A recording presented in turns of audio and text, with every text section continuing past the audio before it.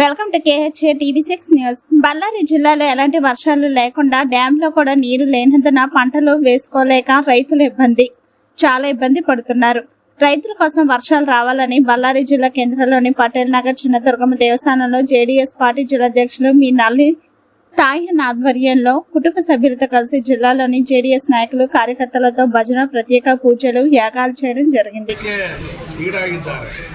ಆದ ಕಾರಣ ನಾವು ಇವತ್ತು ಬಳ್ಳಾರಿ ಜಿಲ್ಲಾ JDS ಪಕ್ಷದ ವತಿಯಿಂದ ಸಣ್ಣ ದುರ್ಗಮ್ಮ ದೇವಸ್ಥಾನದಲ್ಲಿ ರೈತರ ಹಿತದೃಷ್ಟಿಗಾಗಿ ಮತ್ತು ದೇಶದ ಬೆನ್ನೆಲುಬಾಗಿದ್ದಂಥ ರೈತರಿಗಾಗಿ ಇವತ್ತು ನಾವು ಸಣ್ಣ ದುರ್ಗಮ್ಮ ದೇವಸ್ಥಾನದಲ್ಲಿ ವರ್ಣಯೋಗ ಹೋಮ ಕಾರ್ಯಕ್ರಮ ಮತ್ತು ರುದ್ರಾಭಿಷೇಕ ಮತ್ತು ಭಜನಾ ಕಾರ್ಯಕ್ರಮ 24 ತಾಸು ಭಜನಾ ಕಾರ್ಯಕ್ರಮ ಅನೇಕ ಕಾರ್ಯಕ್ರಮಗಳನ್ನು ಇವತ್ತು ಹಮ್ಮಿಕೊಂಡಿದ್ದೇವೆ.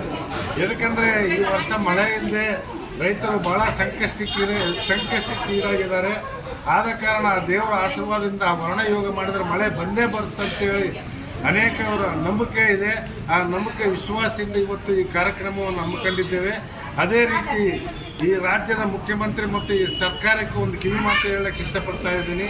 ಅಖಂಡ ಬಳ್ಳಾರಿ ಜಿಲ್ಲೆಯನ್ನು ಬರಪಡಿತ ಜಿಲ್ಲೆ ಅಂತೇಳಿ ಘೋಷಣೆ ಮಾಡಿ ಈ ಜಿಲ್ಲೆಗಳು ಪ್ರತಿ ಹೆಕ್ಟರ್ಗೆ 30-50 ರೂಪಾಯಿ ಪರಿಹಾರ ಕೊಡಬೇಕಂತೇಳಿ ಇವತ್ತು ಆ ಸರ್ಕಾರಕ್ಕೆ ಒತ್ತಾಯ ಮಾಡ್ತಾ ಇದ್ದೀವಿ.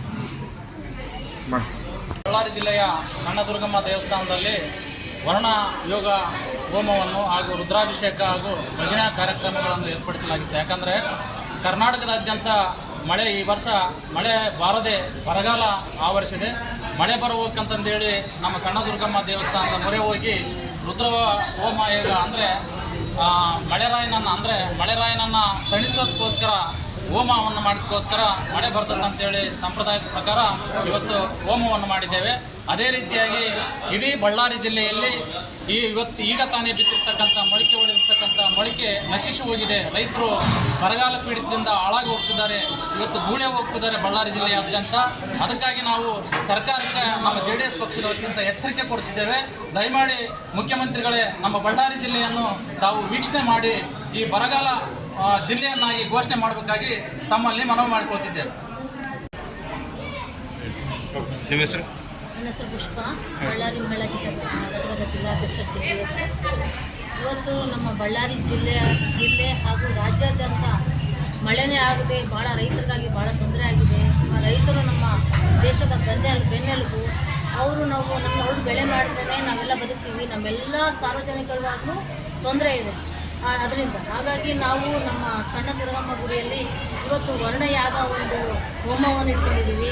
ಯಾಕಂದರೆ ಪುರಾತನ ಕಾಲದಲ್ಲಿ ಒಂದು ನಂಬಿಕೆ ಇತ್ತು, ವರ್ಣಯಾಗ ಹೋಮ ಮಾಡಿದರೆ ಮಳೆ ಬರುತ್ತೆ ಅಂತ, ವರ್ಣನನ್ನು ನಮ್ಮ ಸಂತೋಷಪಟ್ಟು ವರ್ಣ ಬರ್ತಾನೆ ಅಂತ ಒಂದು ನಂಬಿಕೆ ಮೇಲೆ ಎಲ್ಲರೂ ಆಗಿನ ಕಾಲದಲ್ಲಿ ಪೂಜೆ ಮಾಡ್ತಿದ್ರು. ಆ ವರ್ಣಯಾಗ ಮಾಡಿ ಭಾಳ ಅದ್ಭುತವಾಗಿ ದೊಡ್ಡದಾಗಿ ಮಾಡಿ ಒಂದು ಕಾರ್ಯಕ್ರಮವನ್ನು ಮಾಡಿ ಅವರು ವರ್ಣನ ತರಿಸ್ತಿದ್ರು. ಅದರಿಂದ ಜನಗಳಿಗೆ, ರೈತರಿಗೆ ಭಾಳ ಒಳ್ಳೆಯದಾಗ್ತಿದೆ. ಹಾಗಾಗಿ ಆ ಒಂದು ನಂಬಿಕೆ ಇನ್ನೂ ನಮ್ಮಲ್ಲಿದೆ. ಹಾಗಾಗಿ ನಾವು ಇವತ್ತು ನಮ್ಮ ಜಿಲ್ಲಾಧ್ಯಕ್ಷರಾದ ಮಿನಳ್ಳಿ ತಾಯಣ್ಣನವರ ಅಧ್ಯಕ್ಷತೆಯಲ್ಲಿ ನಮ್ಮ ಸಣ್ಣ ದುರ್ಗಮ್ಮ ಗುಡಿಯಲ್ಲಿ ಒಂದು ವರ್ಣಯಾಗ ಹೋಮವನ್ನು ಮಾಡಿಸಿ ರುದ್ರಾಭಿಷೇಕವನ್ನು ಮಾಡಿಸಿ ಪೂಜೆ ಮಾಡಿರ್ತೇವೆ.